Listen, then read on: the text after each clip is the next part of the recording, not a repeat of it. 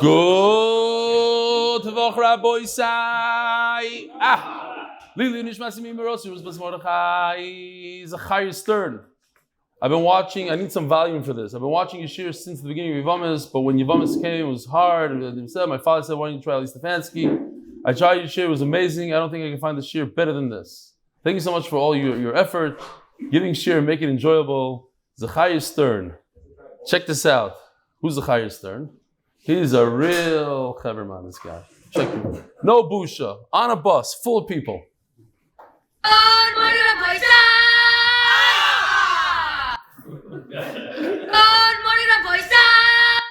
And there's another one. It takes more than one take. Good morning, Rabbi Sai! Yeah. I don't know. Okay. This guy says getting Ritzei in the iPad art scroll can be done turning off the smart sitter in the settings. This tells the app to ignore the date, and tefillos come up no matter the day or the date. Because the sitter thinks that you're on a Friday, so it's not going to give you Ritzei. Have a great Shabbos, Avi Herschel. And here, in fact, Ritzei, he says, the Arichus says, Ritzei, the Achalitzenu has multiple connotations. It can be translated as help us avoid all the suffering, strengthen us, or fortify us. Bekitzer, that's what we're talking about on Friday. Rav Moshe Hool is an ardent follower of Reb Eli's full Daf Shir in honor of his birthday, which takes place this week. His family, who's singing? Okay. Oh, Uncle Phil, Yishkoyach.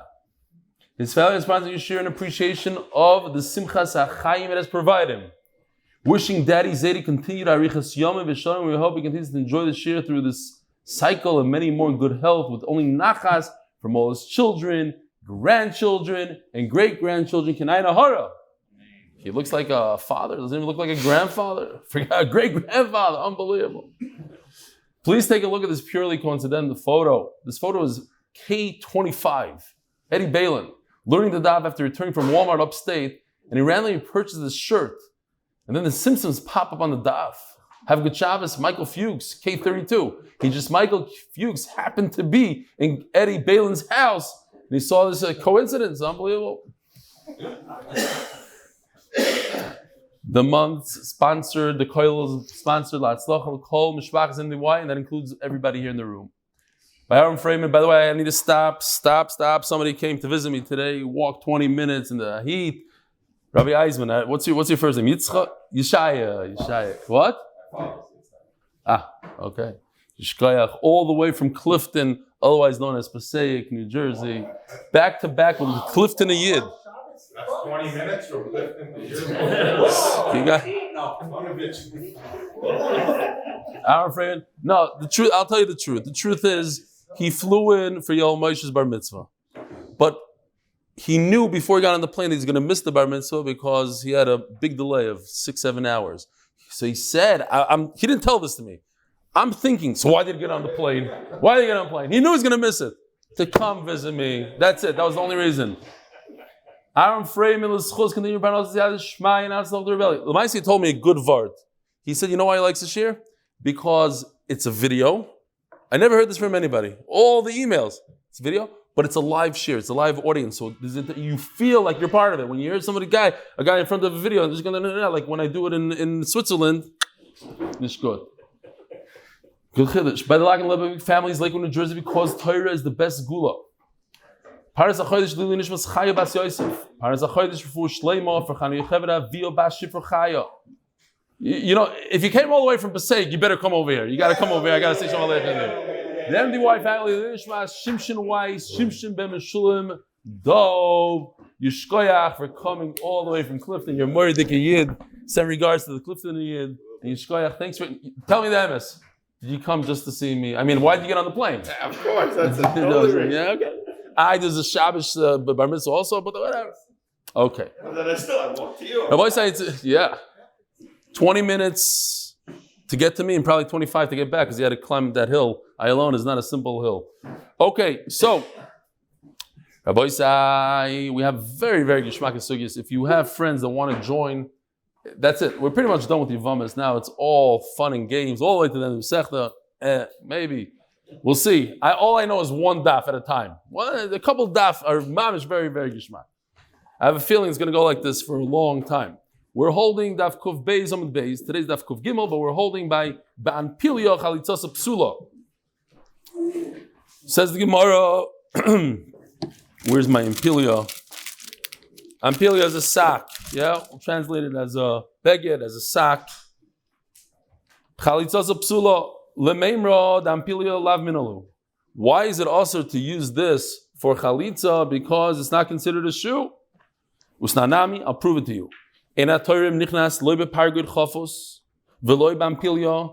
So, if you have a robe, as in this picture, Gershon is probably doing the, anytime it takes like a 10-second delay, I know he's doing something else, like Merkava, whatever he's doing over there. So, I need to be more direct to him. On the bottom, you see there's a cuff. You go into the Beis HaMikdash, the person that's in charge of the Trumas HaLishka, that's to remove, everybody puts in a shekel, the people put in donations. There's a guy that comes in and grabs a whole bunch every few months to make for karbanos or whatever it is. That person, similar to imagine if you had a job in the United States Treasury, where all the gold and the dollar bills and everything, if you had a couple of pockets and things, you could just walk out every day with cash. So this person that's in charge of taking the coins from the lishka, he cannot have cuffs, he can't have certain things. And it says, Veloy bampilya, he can't wear socks. I guess you could put things in your socks. Now there's another category. Category A is socks. Category B is you can't go in with shoes. And with the sandal, minol is the soft one, sandal is the hard shoe. Let's think about this for a second. Why can't you go into the Trumas HaLishka with a shoe? Because you don't go into the Azara with a shoe and a minol. There's no mention that you can't go in with a sack, with ampilya. Why doesn't it say that? It should say, the reason why he should not go into the Beis HaMikdash with a sack is because you don't go into the Beis HaMikdash with socks. It seems like you could go into the Beis HaMikdash with socks. The problem is you might stuff some cash into the socks. The reason why you don't go into the Beis HaMikdash with shoes is because you can't go into the Beis HaMikdash with shoes. It's a different reason than socks. So what do you see? You see that socks are not shoes. And therefore you can't do chalitza with a sock. It fits into our sugya. Sock is not a shoe. Very minu, but we have a question. On Yom Kippur it says, Echad minov v'sandal v'ampilya lo yitayel behem. You're not allowed to walk around. We know. We don't wear shoes on Yom Kippur. You shouldn't even wear socks. From one house to another, you shouldn't. Even from within the house, from one room to another. Says Abaye you put a little insert on the bottom, a little sponge, something that's going to make it geshmak. That's why you're not allowed to. If it's not a shoe, even if it feels good on your foot, you're allowed to wear it on Yom Kippur. Takes a towel, wraps it around his foot, and walks out with it on Yom Kippur. It feels great. It's nice and soft. No, because at the end of the day, it's not a shoe. If it's not a shoe, you're allowed to wear it on Yom Kippur. So the fact that you're not allowed to wear ampilya on Yom Kippur, that means that it is a shoe. So what is ampilya? Is this sock a shoe or is not a shoe? What is it? Hello, Marova. I have a teretz like kashu kan bampilya shalor kan bampilya shebeged. A distinction. If it's like this, a beged, it's mutter. If it's made out of leather, that's also the contradiction. So we resolve the contradiction where it says it's also to walk around Yom Kippur. It's made out of leather. Going to the Beis HaMikdash is made out of beged. What do you mean? I have a contradiction within Yom Kippur itself. The sign bikur de kasin. Check out Rashi here for a second. Anybody find it interesting? Kur de kasin, Rashi. Anybody see the word there? Huh? Undershuch. Undershuch. Under shoes. There's underwear and there's under shoes. Yeah, I'm not joking. They used to wear a layer of, we would call rubber, like a rubber insert, galachas. They would wear it in the shoe, undershuch. Because if your guy's going in the rain, in the mud, he doesn't want his feet to get all muddy and rainy. So the outer shoe was the outer shoe. They didn't think about putting it over the shoe, in the shoe. So I am Kippur, you're not allowed to wear an undershoe. But he's allowed to walk around with socks in his house. No, so you're allowed to wear socks on Yom Kippur, you're not allowed to wear socks on Yom Kippur. The one you're allowed to walk around in your house is just a beged. The one that you're not allowed to walk around with is leather. You have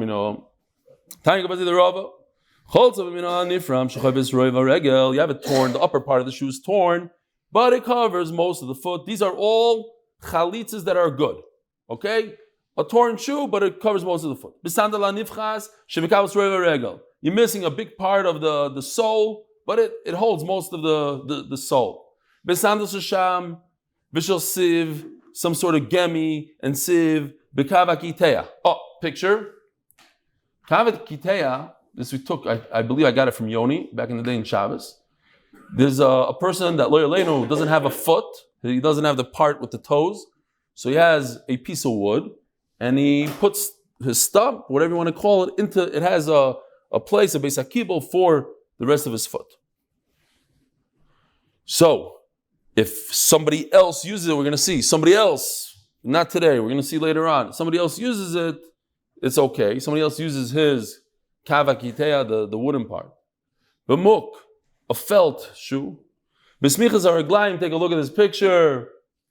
Again, the guy doesn't have feet, so he has like a piece of leather that goes from his knee, let's say, all the way down. He only shows it. So he gives it to somebody else. Somebody else is going to do chalitza with it. Ba'ampilya shalar. So over here, stop. Remember that it's talking about ampilya shalar. Here you see the distinction that Rava made between leather and fabric. Over here it says ampilya shalar. It doesn't say ampilya. And a second later it's going to talk about a fabric sock. Ba'ampilya shalar. So this is good. She does chalitza to an adult, ben oimed, ben yoshev, ben muta. Whether the guy is standing, sitting, or leaning, I'll show you Be'ezer Hashem. Remind me tomorrow. I have it now. Avremi and Avremi Cohen and Yosef together. I don't know how they. I sent them a video that I got on. I think it was like on one of these websites, but I wanted it in a WhatsApp format so I could show it in shir of a real chalitza done with young people in Iran just recently. So. Ben oimed, ben yoshev, ben muta. Whether the man is standing, sitting, or leaning. So what do you see? We're going to talk about, the Gemara is going to go into here, that you see, if you lean, maybe you don't have to push very hard onto the shoe. Remember this. We're going to speak about it. Or if the man is blind, it says, le'inei haskenim, has to be in front of their eyes, the spittle, so maybe I would think the man also has to see. All of these things are kosher. So one of the things that we mentioned, the whole list, but one of the things, the important thing for us is socks made out of leather, kosher. And then it says, same thing we said in the first list, but this is a torn shoe that doesn't cover most of his foot. It's missing the sole. Most of the foot is missing. Before we spoke about this thing on the board, on the screen, smichas haraglayim, that protects your feet. Now over here you have smichas hayadayim. So this is not really what I'm looking for. This is not good. This is not what we're talking about. We're talking about more like a glove that protects his hand. It's true that this is how a lot of people walk. In those days they didn't have wheelchairs. They certainly didn't have the electric wheelchairs with the joystick going 90 miles an hour. They had to go like this. They had a guy like that wanted to go from place to place. So, but he had something on his hand. Sometimes he just went with his hands without these blocks. So on his hand, he had a piece of leather, but it doesn't have straps. It doesn't have a shoelace. So you can't do chalitza with it. It's worse than smichas haraglayim. Ubesmichas hayadayim. Ubampilya shel beged. This is what we're searching for, right over here. Ampilya shel beged is no good.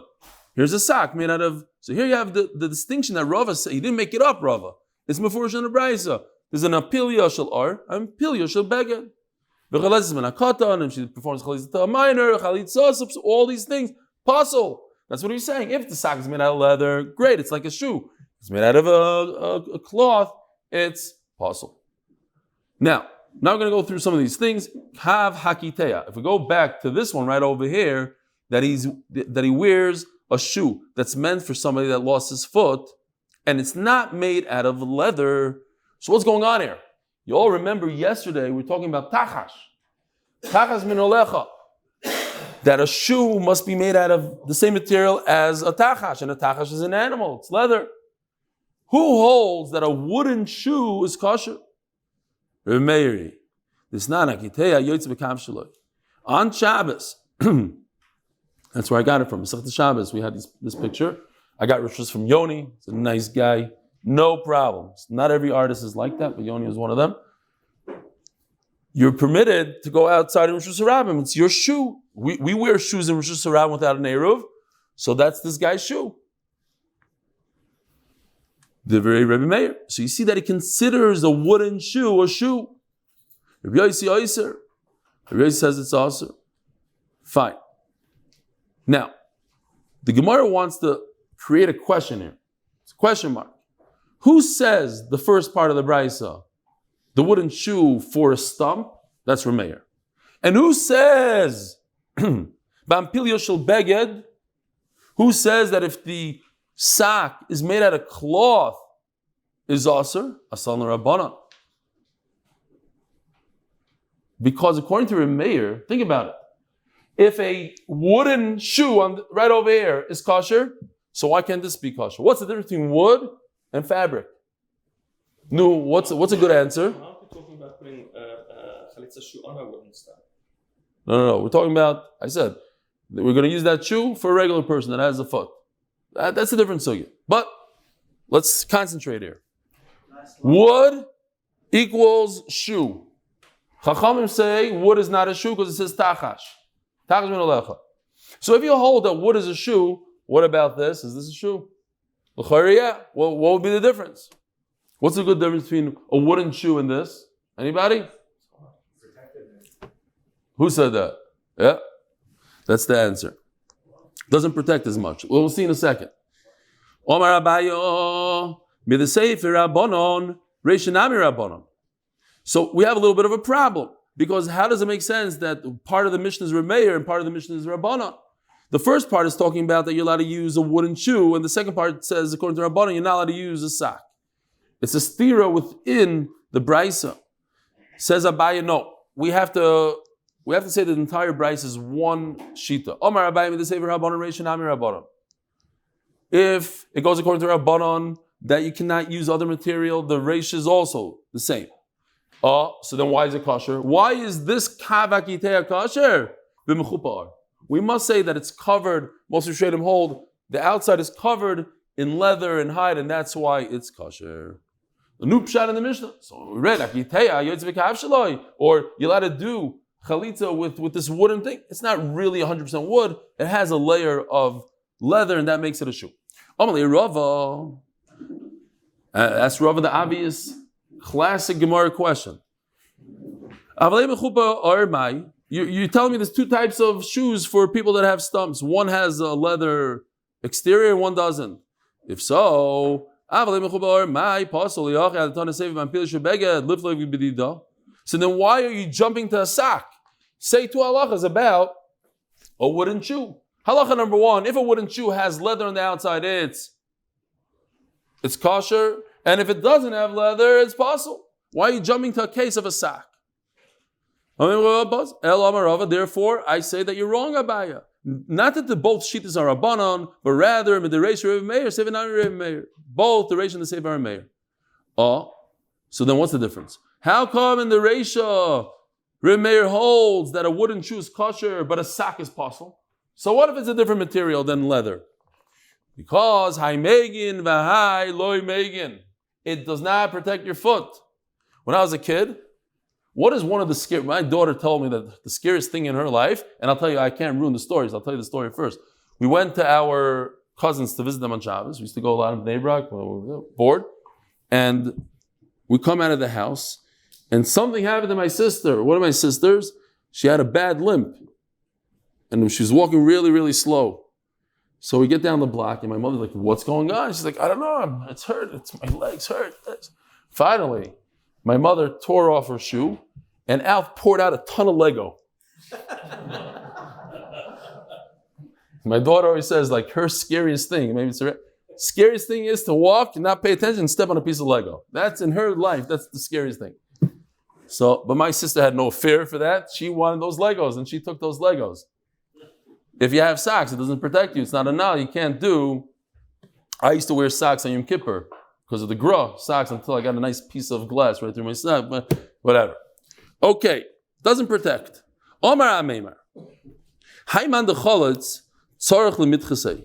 Halacha, and this is how we paskin. When you do chalitza, you have to push downwards. How much? For how long is a nidain? Do you have to do it throughout the entire chalitza? Put pressure. Why? Because we're concerned that if you don't put pressure on the shoe, it might just slip off on its own. You need the Yevamos to remove the shoe. It just can't happen by itself.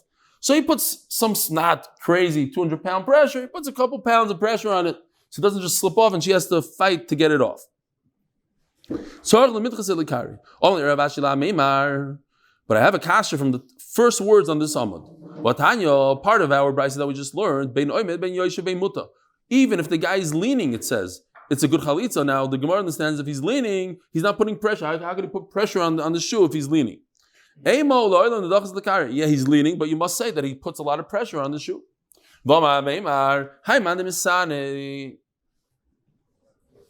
misage, it's a gimel here? The mazge. The mazge, al lichas the kare loy cholitz. No, I'm not going to go with those glasses. I don't care. Even though the gimels look like nuns, it's all good. The mazge al lichas the kare loy cholitz. So you have a person that is, his foot is inverted. It's like upside down. Like he puts, when he steps on the ground, he's stepping, instead of the bottom part of his foot, the thick skin, it's the top part. He like walks like that. Yeah, it is a milsha. You're right, Gershon. Good call. Hi man, only you're allowed to be on the phone and schmooze with people. Hi man, fine. He cannot do chalitza. He's done. Why? He doesn't have legs. His legs are not halachically legs. They're inside out legs. Asks Rashi, wait a minute. We had a worse case in the first Mishnah. We had a case that his leg was chopped off all the way up to the knee, and it's a good chalitza. Says Rashi, that's because the Torah says mial. You could do chalitza above the foot. But the Torah never says that if you have a bad foot that it's good. Above the foot, yes. But a foot that's not halachically a foot is not. You hear the chiddush? An upside down foot is not a foot. The Torah says above foot, yeah, above foot. Guy's a stump coming out of his knee, that's good enough. But not an upside down foot. Now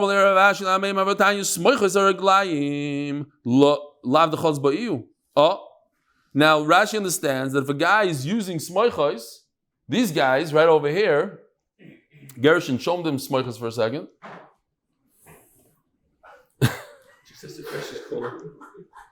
Smoichos.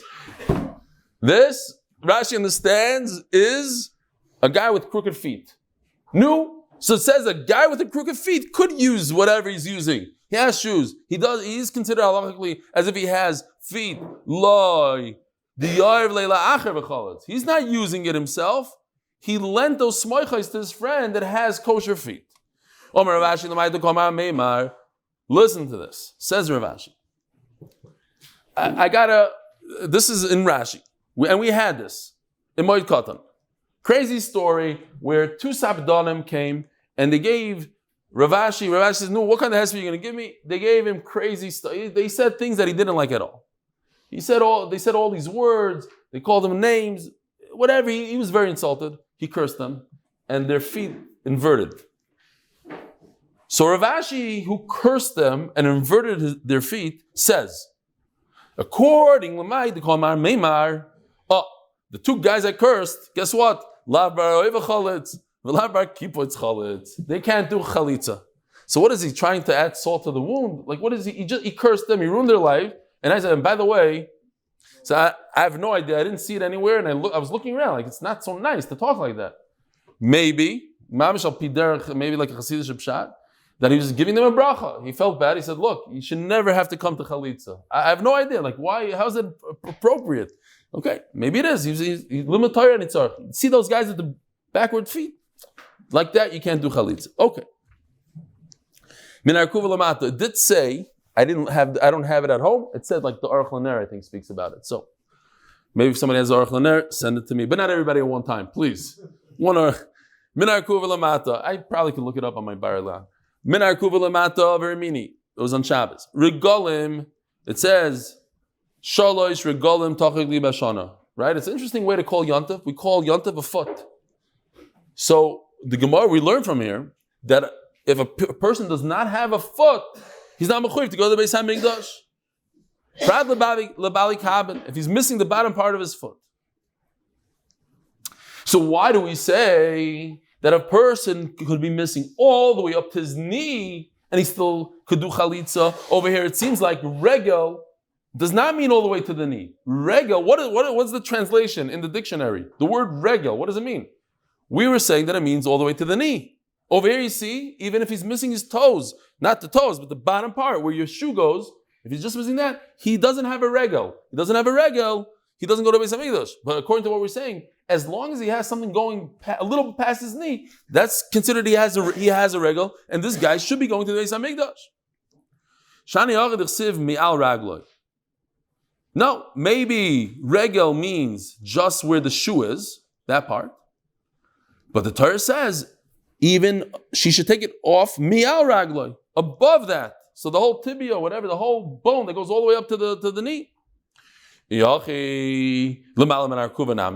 Doesn't the regel ma'al? It says above, so go all the way up, all the way to the thigh. Mi'al v'loy ma'al. No, that's a double ma'al. That's another bone above that. That's not what the Torah is talking about. One bone above the foot. Amar Papa Shma Mino Hi. Istavira ad Arichus. Check this out. Here's a picture of the bones of the foot. I just drew the blue. We're talking about the blue. The blue is the ankle. So says the Gemara, it seems like the ankle bone, the blue, is attached to the red bone below it, the heel, because if it's not attached to the heel, now what we have is me'al de me'al. By the time you get to, let me see if I could get a laser going here. By the time we get to this bone, the tibia, is that how you pronounce it? It's already 3 bones up. So it's me'al de me'al. We're talking about this right over here. This is the ankle. If the ankle is not attached to the red, then the tibia is me'al de me'al. It's above the above. So obviously, the tibia and this is one. Now, why would he say such a thing? Look, it says mafurish in this picture that it's one bone. Well, the answer is all these bones are like fused together very, very strongly, and they're actually one unit. They work as one unit. But the Gemara says no. So again, inside, Shma Mino, Hai Istavira Adar Noches. The ankle goes all the way through the heel onto the ground. This Haggadayach Mifsak Pasik, Havelei, Iumial, Bishoika, and the tibia is Ma'al. Or Ravashi, I feel the Mifsak Pasik. No, you're not forced to say that. You could say that they're considered separate bones, the blue and the red. Called about they karo kekaradam. Anything in this line, from the toe, anything in this line is just one piece. So since the ankle and the heel are in one line, it's considered one bone for all practice. We're not starting to count bones here, little bones. It's one piece. This whole thing is one bone. Then goes another bone, the tibia. Okay. So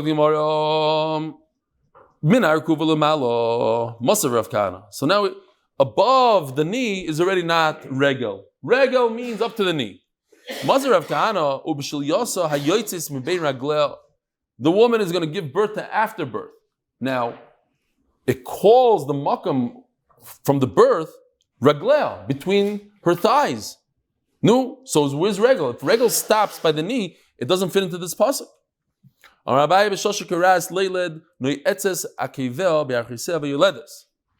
was debating whether to show this picture or not. It's of a male, but for Torah purposes, over here you have a heel that's touching the thigh. So we're talking about a woman in that. So it's possible that this afterbirth is coming through her heels, because that's where the heel is. Zog the Gemara Tashma. Le'asa Raglov v'le'asa Sfamai. Mipibashis was in Avelos, he was mourning David HaMelech leaving. So it says that he let himself go. He didn't take care of his mustache, and he didn't take care of Raglov. Raglov we know means he didn't cut any of his hair by the erva. But it calls it regel. That's not a regel. If a regel, we're saying regel is up to the knee. Says the Gemara, Lishna Ma'aliyah. It's a nice way of saying it. Tashma v'yava yishal l'asachas raglav. Now the Gemara says the same kind of taina and answer. David HaMelech catches Shaul, sees him going to the bathroom. And it's called l'hasachas raglav. Now you don't go to the bathroom below your knee. It's above the knee. It's by the thigh. And if it is by the thigh again, so then you could do chalitza all the way up to the top of the thigh. Lishna Malya, again, it's a nice way of saying going to the bathroom. Toshma, ach, meisichu raglov b'chadar hamekera. I thought this was very interesting. In Hebrew also, they say chadar kirur, like a walk-in refrigerator. This is a walk-in, it's a cold room. Chadar hamekera. But anyways, it says that he was meisich raglov, the same thing as Shaul. Lishna Malya. Bein Ragleh. Now we're going to go into a little bit of a sugi of Yael and Sisera. So Sisera was a guy, a bad guy, the enemy of the Jews, and Yael was married. Jewish woman married. What'd she do? She took Sisera into the tent and she seduced him. And then she was able to kill him. After he got really tired, she killed him. She took a yasid and killed him. So it says, Bein Ragleh, which is a lashon of relations. No, and that's higher up, not below the knee. Says Gemara Lishna Malya. It's a nice way of saying it. Omer Rabbi Yochanan. Sheva be'Eloi's ba'alois ha'rosha b'is ha'yom. He had 7 relations with Yah. Shenemar, Bein Ragleh Koraz 1, Nofal 2, Shochav 3. Bein Ragleh Korah 4, Nofal 5. Kasher Korah 6, Shom Nofal 7, Shadud. Ba'asher Korah Shom Nofal Shadud. Says the Gemara, for this kasha, we have to understand the unbelievable muslig in Yiddishkeit, and Tosfos talks about it. First of all, you say number 1. How in the world did Yael have relations with this guy if she's a married woman? The same questions on Esther. We know, Gila Arai, Shvichas Damim, Avedizara, Gimel Chamuris, you have to give your life. She was mechuyev l'chayra to give up her life. What's the answer? No, anybody have an answer? She created a shade. No, there's no karka oilam here because she convinced him. She was the one. Huh? Oh, how do you know this? Aver l'shma. But time out. Before we get to Aver l'shma, there's another yisaid of no. What? So every Jewish woman is allowed to have relations with goyim because zirma susim. But the evid yes? No. So how come they don't say zirma susim by Achas Veirish and Esther? Yeah. Okay. Fine. The Gemara doesn't say it. Back upon him. Maybe Tosfos. Okay. The yisaid is by Esther and by Yael that they were saving Klal Yisrael. To save millions of people, yes. To save one person, not. If a person puts a gun to her head, she wasn't allowed to save herself. Even to save, some Ahron were saying that 10 people, but the Klal Yisrael, she's allowed to. But Tosfos says something amazing here. To understand the Gemara's kasha. That the Gemara says, you can look in Tosfos. Elaparech, amay mishabcha akasav, the second line in Tosfos, the bottom Tosfos. Amay mishabcha akasav kolkach. The Torah, the Navi says how great she was. The Chsiv, Tevarach Menashem Yael, that she's greater than the Imais. Why? Gedoyla. So what happened? The Weiss, they gave up their shifcha. They said, here, take Hagar. So that was a tremendous thing. Yah was even greater. Why? So it says, there's a concept, an unbelievable concept of Yiddishkeit, that if you do an Avera with the right intent, it's greater than a mitzvah. But nobody go do Averis now for the right intent, because it's almost impossible to do. Because let's say you eat treif, you have a hamburger, and you say, I'm doing this to save, I don't know what, this kid that's off the derech. I'm going to show him, I eat that. But if you have any anah, it goes in your mouth and you're like, oh, this is pretty good. You get the Avera. It's worse than anything.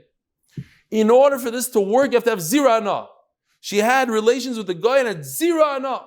On that the Gemara says, but she had anah. What do you mean she's zero? She had anah. So says Taisus, just to see this, fear it out, remember this, you saw it. When a person does an Avera for the right reason, for the name of HaKadosh Baruch Hu, it's greater than a mitzvah shalai l'shma. Pirush mi Weiss. Lefi shahayu nehenis min Abiya.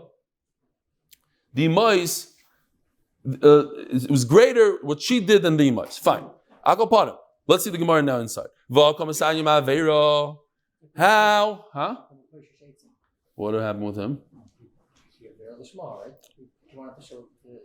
And he had enough from the fire. That's what it was. Okay. It's very dangerous. You asked your question already today.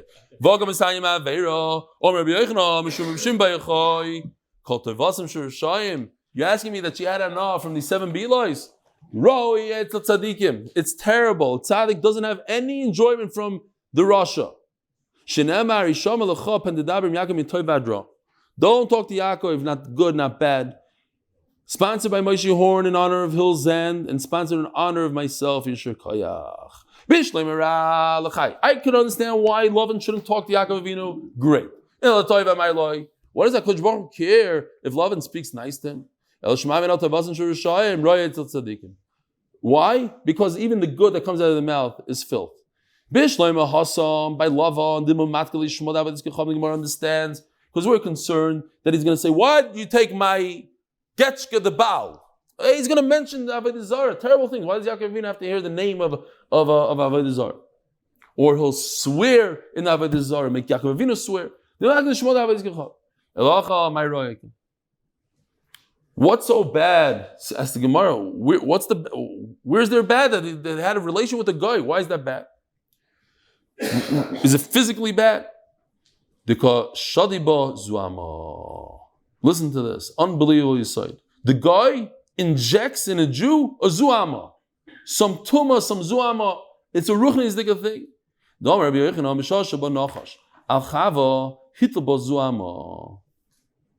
It's incredible, this Gemara. We can read it fast, but I'll point something out here. When Chava had relations with the Nachash Shiani, he injected a Zuama into Chava. We had it in Shabbos. The what? Yeah. Yeah. Yisrael Shamdo al Sinai Poska Zuamasan. Yisrael that went to Matan Torah, they stopped with the Zuama. Or if Yechavim Shalei Omdu al Sinai, they Poska Zuamasan. So Mamela, Sisera has Zuama, he's a guy. He injected Yah with the Zuama. I just want to, you understand what's going on here. Think about it. Chava had one relation, and with that one relation, she infected, so to speak, the entire universe for over 2,000 years. 5,000 years. Up to this very day, Goyim have Zuama in their body because of that one Maisa. So, if somebody says to himself, oh, I'll be with a guy, Zirma Susim, to the Gaya, whatever. It's not the biggest issue in the world. It says in the Gemara, Yilba Shchayrim, and then go to a place and nobody knows him. So you know that it injects a Zuama into your body, that you give that Zuama to your generations and generations forever. It never goes away. But what could you do? If somebody's nichshal on that, says, what I want to do tshuva. What's the Eitzer Rabbi say? Torah. Matan Torah, Har Sinai had the power, the Torah, this is Matan Sinai, the Torah has the power to remove. I'm not saying that it will remove that thing, but it'll make it weaker. That's So they ask, what about Gerim? How could Gerim come into Klal Yisrael and you're allowed to marry a Ger? What about their Zuama? So they say the Ger, I don't know exactly how it works, retroactive, but every neshama of a Ger was at Har Sinai. And it was Paska Zuamosim at that point. And how does it apply later on, many generations? Fine. That they don't say, but it's a nice vart. The Mekabel Torah right now, with the mikvah, no, you just remind me with the mikvah. The Gemara says, in Paga b'cha menuvel zeh, a person has a taiva, this menuvel grabs you, what do you do? Meshchela beis hamedrash. The Torah is the way out of it. Okay. Cholza b'minal sheina shaloi. If she used the shoe that's, or he's wearing a shoe that's not his, it's okay. Toner Rabbanan, na'aloi, ein li elo na'aloi, na'al shel kol adam minayin. How do you know that you could borrow somebody's shoe? Tamaloi and na'al. Na'al mikol malkoin. Any shoe. So then why does the Torah say his shoe? His shoe means that he fits, that he can walk in it normally. I saw somewhere that says that the bezin should have a few sizes because of this idea. Like, what if a guy has a tiny foot and he goes in the size 14 is definitely not good. So let's say they have a size 10. How does a size 14 fit into the 10? I don't know. So I guess they have a couple of sizes. They have to spend good money. Every bezin must have it's good for them to have. It's part of the kit. The bezin kit should have a chalitza shoe. It shouldn't be too big that you can't walk in it, and not too small that you can't cover most of your foot. And if it doesn't have a sole that doesn't cover his heel. Says the Gemara, beautiful Maisa. I love this Maisa. Abaye have a koyek hamed Rav Yosef. Abaye was by his Rebbe, the famous Rav Yosef and Abaye duo. Asay Yevama lachleitz. Shows up a Yevama. Amarlei havlei sandlach. Rav Yosef tells Abaye, I need you to give the Yavam your sandal. Says the Gemara, Yavlei sandal is smaller. He gives him his left shoe. He did it on purpose. Abaye was playing a game here. What are you doing? Why are you giving him his left shoe? I told you to give his shoe. You know the halacha. The halacha is you're better off with the right. After the fact, if you did it with the left, okay. Well, let's do the chatchila. You have two shoes. Give the right. What are you doing? Sandal shein shaloi nami. I'm trying to make a point here. It's not so good to use somebody else's shoe. Listen to this Maisa. There was a guy in Volozhin. It's known that they used to go through the mail over there. There's a lot of good stories. This is a juicy one. Guy is sitting in base marriage. The Mishgiach comes over and he says, listen, I have good news for you. We got a letter. Your wife had a baby boy. He looks at the Mishgiach, he goes, wait a minute, which wife? Which wife is this? So Mishgiach, what? You have more than one wife? He says, yeah, I have 3 wives. He says, how can you have 3 wives? Cherem der Rabbeinu Gershom. He says, oh, Cherem der Rabbeinu Gershom. Why do you read my mail?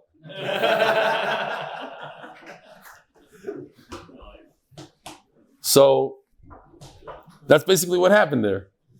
He takes off his left shoe. He says, what are you doing? Why are you taking off the left shoe? Well, why are you telling me to lend the shoe? You're not supposed to lend the shoe. It's the same thing, no? It's the same Maisa. He gave it to his Rebbe.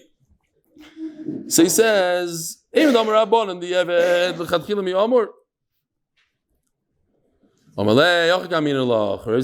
thought about everything. I didn't say give him your shoe. Lend it to him and do have him make a kinyan. Don't lend it. Yeah, don't lend it. Give it. That's what you have to do today. Okay, fine. Sandal shalates. So who says that you can use a wooden shoe? Mantana.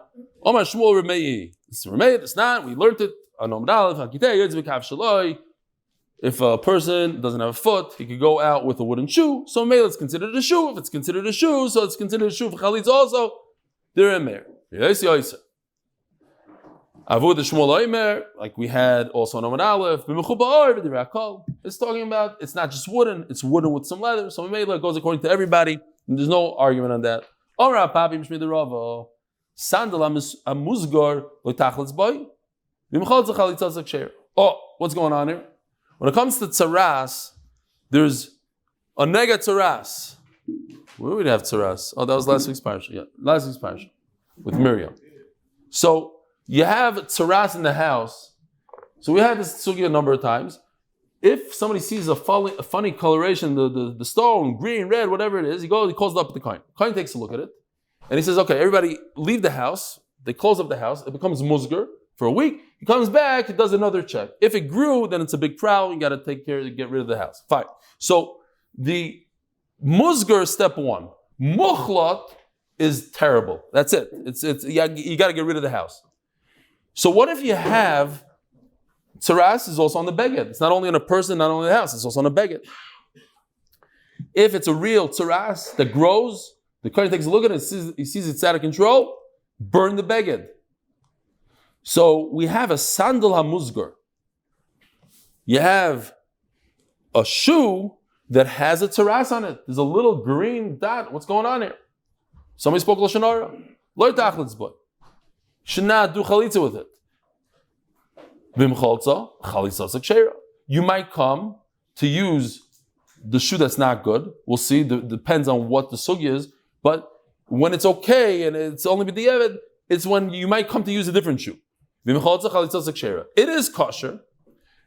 It has all the shiurim that you need. It's a good shoe. Just I'm concerned that you might get confused between the two different types of tzaras. Tomorrow you'll use the muchlat one. So we say, the musgar, no good. Sandal muchlat. So again, sandal muchlat comes to the kohen. Yeah. Comes to the kohen, shows him the nega. Kohen says, okay, come back a different time. Comes back again. Oh, it's double the size. Double size. You got to burn your shoes. So if it's one of these shoes, loy tachlis boy. Why? Because now anything we have halacha, the famous halacha near any dachas. If it's halachically you need to burn it, then it's burned. If it's halachically you need to burn it, then it doesn't have the shear. We view it halachically.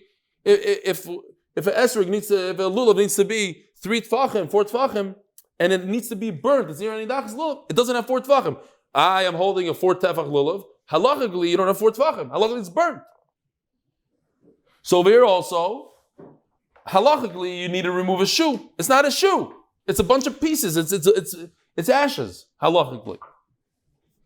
So Mela, even after the fact, it's ktuzim mechdas shura and chalitzasa psula. Rav Moshe the Rav Amar echad sandal hamuzgar echad sandal hamuchla loy tachlitz boy. Rav Papa argues. And he says in the name of Rava, doesn't matter. You could use this kind of shoe. But, in other words, time out. Lo tachlis boy, you shouldn't use it. Halachically, it's not as if it's gone. Why? We're going to see. Because a special pasuk tells you that it's not gone. Even though I want you to burn it, it's not burnt halachically. But you're not allowed to use the shoe because you might come to use a shoe of Avodah Zarah, of the Krevis of Avodah Zarah. So it's again a gzeira that you shouldn't use another shoe, but deep down, halachically, it's okay. Meisvei, Bais HaMuzgar, Mitame Mitoichai. Okay, so talking about tzaras, Negoim. You have a house that's on the first level. It's slightly, the guy got nervous, he calls the kohen up, come check my house. The kohen takes a look, okay, don't get excited, we don't have to knock the house down yet. We'll take a look next week. He has a nice blotch of green somewhere. You leave the house, everything leaves, all the kalim. If you touch the inside of the house, you touch it, you put your hand inside, you become tummy. But if it's the next level of tumah, it's the muchlat house, it's the house that the tzaraz grew on the wall, and now you got to knock it down. Even if you touch the outside of the house, you become tummy. If you just walk into the house, you don't touch anything. You stick your head in, or whatever the shear is, it's metama you. And if you say that it's something that you need to break down, you need to destroy and level out the house. I have a memory, Stam, I'm just sharing this with the Olam. My parents made aliyah to Yerushalayim when I was 3 years old. The first aliyah, that only lasted, 2 months. But one thing I'll never forget, I woke up in the morning, what? Huh? Yeah, 3 years old. Less than 3. Yeah, I was 3. Yeah, I was 3. 3 years old, we moved from Long Beach to Israel. I'll never forget. A tractor came and knocked down this Yerushalmi's house. It was a small house, like I don't know. In those days, no buildings. I don't remember. I just remember a house. I remember the Yerushalmi screaming, "Oh, give up!" And they knocked down his house. They came with police. The whole thing. It was an illegal house. Fine. So if you have to knock down the house, it's oimed. It's just one of these memories I have. Stuck. I can't remember yesterday's daf, but I remember this. I'll never forget it. So, v'hobinon v'habal abayis. You need to go into a house, and you don't have a house halachically. To me, it's a very interesting question. Because the Torah says that it's a house, and you should knock down the house, and the Torah is telling you what to do. But okay, regardless, how does the Torah call it a bias when you need to knock it down? Something like that. But like, Shani Hasam, Domakrov, and Nosas is a bias. The Gemara understands. The only reason I could understand such a thing is because when you're breaking the house, it's still a house. The Torah is calling it a house. So it's a special Xeris HaKasav. In a case where you need to knock something down, you need to burn it down, you need to destroy it, it's still considered that it exists. It's not like a lulav that you have to destroy, because the Torah doesn't say, destroy the lulav. The Torah says, destroy the house, so it's still a house while you're destroying it. Tashma. Matlish yesh boy sholish hasholish. You better appreciate this, because I took my cloth that you clean your glasses with, and I made it not roy for cleaning glasses anymore. It's 3 fingers, exactly 3 fingers by 3 fingers. You take this cloth. This one is interesting. If I go like this, I don't think I have a kazayis. It's less than kazayis, probably. And Rashi explains, how did it happen? Because I made it from very, very thin thread. And this is very thin thread. If I took the same thing in this sock right over here, 3 by 3, if I fold it up, it'll probably be more than a kazayis. Those are the 2 cases in the Gemara, made from very thin thread. It doesn't have a kazayis, this 3 by 3. Now 3 by 3 throughout Shas, a poor person that finds this in the street will pick it up, he'll do something with it. This could be a patch, this could be a nice coat or something. I don't know what you can do with it, but a poor person will find something to do with it. So it's a beged, la halacha. If he goes in, so this beged has a nice blotch here, green, and he takes this and he puts it into the house, a little bit. He puts some of it into the house. The whole house becomes tameh if roiv, most of this cloth goes into the house, goes to the front door and inserts 51% of this tiny cloth inside. Now this cloth is tameh because it has tzaras on it. It has the power to inject and infuse tumah to the entire house. Why are we talking about roiv, even if the entire thing, okay, it's a kasha I had and I saw they discuss it. Fine. My love, you're talking about that this piece of cloth is powerful tumah, that it's a goner. You got to get rid of it. Yet, we consider it a beged. Wait a minute. If this piece of cloth is mukhlat, you showed it to the Kohen twice, and all that happened, it got worse and worse, the nega, then you must burn this. And if you must burn this, this is worthless. This is not a beged. This is not 3 by 3, this is 0 by 0, halachically. So how in the world, that's the Gemara, that you put in 51% of 0, how does 51% of 0 become 3 by 3? It's a 0. Says the Gemara, Loi, musgeres. You don't have to burn it. Halachically, you don't have to burn a musger. This is step 1. You showed it to the Kohen only once. If you have a cloth that's a bunch of zaysim, it's a 3 by 3, but it's very thick. Now we're talking about kazaysim. You believe it? I never heard of such a thing. You take a piece of cloth and you're counting kazaysim in a cloth, not the size, not the how many fingers, but how the volume of the cloth. If you put in a kazayis of a cloth into the house, timatu. Now, if you look at the screen, it says, "Vayifan Aaron el Miriam v'inei mitzayras." Pasuk Yud. It's talking about. I just brought this pasuk to show that we're talking about a mitzayra and Miriam. Yeah, last week's parasha, or in America this week's parasha. If you're mamish today, they're actually reading it right now as we speak. And then it says in Pasuk Yud Beis, Al Nasi Kemeis. So there's a hekesh, a metzora to the mace. So if we're talking about, and a mace, we know, a mace needs a kazayis. In order to be mitama, if you have flesh of a dead person, that's a kazayis. In a house, the whole house becomes tummy from oil, tumas oil. Iyamris, bishleimu mechletes, I need to the mace. Now if you're telling me it's really tamei, fine. Eliyamis musgeres, amayis. This pasuk of Miriam, she's a muchlat. She had to get out of there. She had to leave. She's a mitzvah muchletes, not a musgar. And if it's a musgar, you don't have the two psukim that are connected. You don't say that a mitzvah is a mace on the first level, only on the second level. So,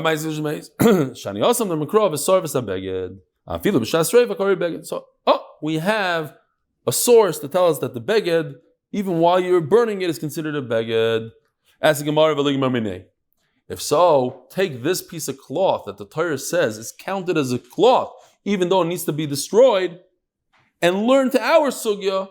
If a person has a shoe that's a musgar, it should be, well, musgar, I'm trying to think now, maybe I made a mistake. What are we trying to learn? Anybody? What does the Arichus say? What? Musgar muchlat. It should be okay. Muchlat, yeah. So why did I think it was musgar? I'm saying musgar doesn't make sense. What is it? The Arichus? Anybody? I just want to make sure I'm saying a good shot here. Muchlat. Okay, good. Muchlat. That's much better. Learn from it a shoe that's muchlat, and it should be okay. Says Gemara, Isur mituma legamrina. Tuma is a chiddush, says Rashi. Everything about tuma is supernatural kind of. It's chidushim, different halachas that we don't understand. You don't learn isurim from tuma. Okay, bottom line is, even if it's the highest level of tuma that it's muchlat, you have to destroy it. And even a shoe of avodah zara loy tachlit, you shouldn't do chalitza. So let me ask you something. Why could you do a chalitza with avodah zara? You're not allowed to have an from avodah zara. It's the famous answer, mitzvahs. Lav le'enes nitnu. A mitzvah is not to have an from, so therefore, says Rashi, you could use it, shal tekrev avodah zara. If it's an offering that they were makrivit to avodah zara, v'shel ira nidachas, and of a city that most of the people did avodah zara, you have to destroy the entire city. V'shel zakain ha'asul l'chvaydai. You know what a zakin ha'asul l'chvaydai is? Unbelievable. They made a special shoe for a person after he dies. So it's not meant to walk in. If it's not meant to walk in, then it's not a shoe. What about avodah zara? What's a shoe of an avodah zara? So Rashi says they fitted the avodah zara when they're taken from place to place. They fitted him with shoes, and that is considered to walk. A dead guy is not walking, and avodah zara is walking. The only thing I'm embarrassed to say, the only thing I was thinking is like they literally take his feet and they go like this. They walk him down the street. I don't know, like how else? Why is that considered a shoe for avodah zara? If you make a shoe for a getchka and you put it on his feet, that's a shoe that you walk with. It's made for protection. It's not made for protection. It's made as they walk him in the street. They put him on his. They protect him. They want to make. Avodah zara, yeah. Protecting it from getting scraped against the floor. Oh, that's what I'm saying. They drag his feet across the floor. That's what I'm saying. They go like this. That's the only thing I can understand. It's just made to dress the mace. Right. But you're saying, you're masking to me that they drag him on his feet. They don't lift up the avodah zara. His feet are, okay. Then that, huh? Who puts shoes in a mace? Oh, very interesting. There's a story, I don't know, about one of these wealthy people. Let's call him Rothschild. He told his kids in the tzava, you need to bury me with red socks. So they went to the Rav, and the Rav says, there's no red socks. Famous Ma'aseh, yeah? MDY socks. You need to be buried with MDY socks. So the Rav said, no. I got Vaita, but maybe you can do a kula. He gave so much duck in his life. No. And then they read the tzava, and it says, even red socks I can't bring with me to the grave. There's nothing. I'm not going with anything. That's what he's asking. How do you bury somebody with shoes? I hear, maybe, I don't know what maybe the minig changed. With all these and these kind of shoes, you don't do chalitza. They're not considered shoes. So if you do it, Let's just get to the Mishnah. If you make shoes for a dead person, it's not considered shoes because you know what? The Beidina Nami Lavli Lucha. But a Bezdin, they have a special shoe like my shoe. I'm not letting people really walk around with it. It's for halachic purposes only, for somebody to put on a shoe for a second in a nice carpeted room. You're not walking in the street with it. It's $2,000. So maybe it's not a shoe. If the guy says, I need to walk with it, he's going to let him walk with it? Yeah, let him walk with it. So Mela, that's why today, one of the things they do is, one of the hundreds of halachas, they tell the guy, walk 4 amas, make sure it fits. We're letting you walk with it, do something with it. I don't know if you have to wash your hands like the guy tying it, but nevertheless, they walk with it. Rabbi say, have a wonderful evening. See you tomorrow, 7:15. Agut Voch.